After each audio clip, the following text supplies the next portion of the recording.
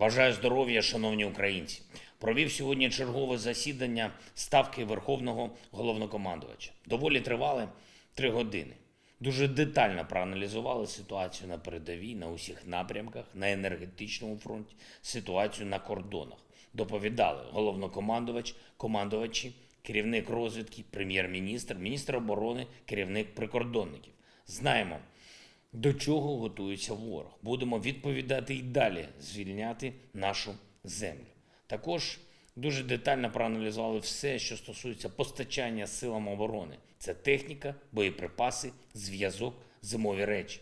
Окремо розглянули протидію ракетному і дроновому терору. Уже є доволі значні результати у цьому. Процент збиття став більше, але ще є над чим працювати. Ми маємо забезпечити повний захист українського неба і будемо робити для цього і далі усе можливе і неможливе. Найближчими тижнями очікую хороших новин щодо ППО і ПРО для України. До речі, сьогодні з'явилося повідомлення з Ірану від офіційних представників. Там вирішили визнати, що таки постачали дрони для російського терору. Але і в цьому визнанні вони збрехали. Ми щодобово збиваємо іранські дрони мінімум по 10 штук. А іранський режим стверджує, що нібито дав небагато і ще до початку повномасштабного вторгнення. Тільки протягом одного вчорашнього дня було знищено 11 шахедів. Ми точно знаємо, що іранські інструктори вчили російських терористів користуватися дронами. А в Тегерані про це взагалі мовчать. І якщо в Ірані і надалі брехатимуть про очевидне, то це означає, що світ докладатиме ще більше зусиль, щоб розслідувати терористичну співпрацю російського та іранського режимів і те, чим Росія платить Ірану за таке спільництво. Не буде такого в сучасному світі, щоб хтось з терористів чи їхніх спільників залишився непокараним. Ситуація на передовій за добу не зазнала суттєвих змін. Найбільша жорстокість окупантів, як і раніше, сконцентрована на Донеччині, але постійні бої тривають і на інших ділянках фронту. Це понад 1000 кілометрів лінії бойових зіткнень. Хочу сьогодні особливо відзначити нацгвардійців, які захищають нашу державу на Луганщині у складі Сил оборони, зокрема бійців 27-ї Печерської бригади Нацгвардії, які разом з підрозділами сухопутних військ дуже ефективно мінусують ворожу техніку і самих окупантів. Дякую вам, хлопці. Робимо все, щоб у вас та усіх інших наших воїнів було ще більше можливостей гнати ворога. І наступні тижні з цієї точки зору будуть дуже важливими, дуже тісно працюємо з партнерами, щоб отримати для України більше танків, більше броні, більше артилерії.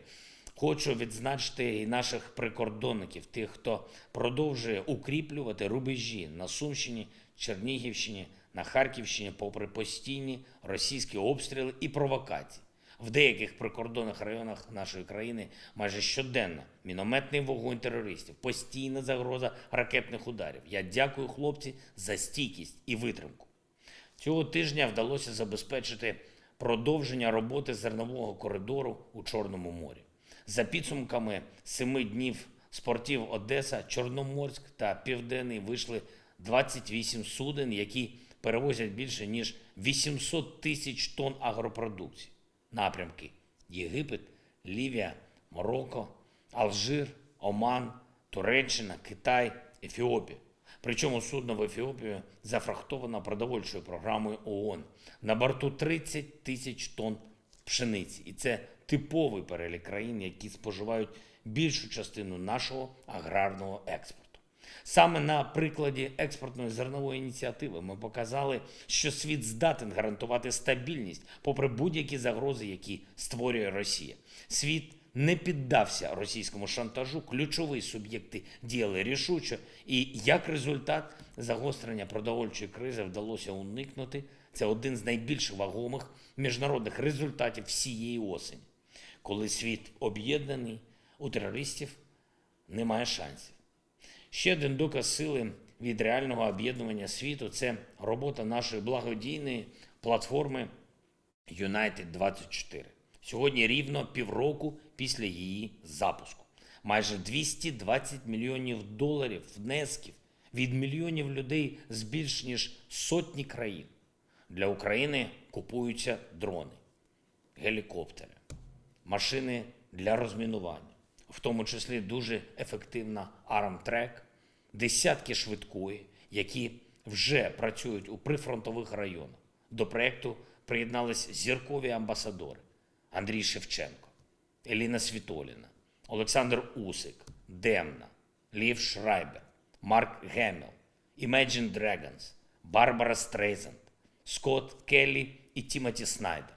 Я дякую кожному з донорів і амбасадорів United24, команді проєкту та усім, хто допомагає нам захищатись від російського терору.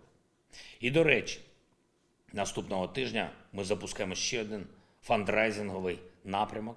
Будемо акумулювати кошти для флоту морських дронів. Думаю, абсолютно кожен розуміє, що це і для чого це. І впевнений, що мільйони людей підтримують і такий напрямок в нашій обороні. Як це працює, всі вже бачать. І це тільки для захисту нашої морської акваторії. На чуже ми не претендуємо. Слава усім, хто воює і працює для України. Слава кожному нашому герою. Слава Україні!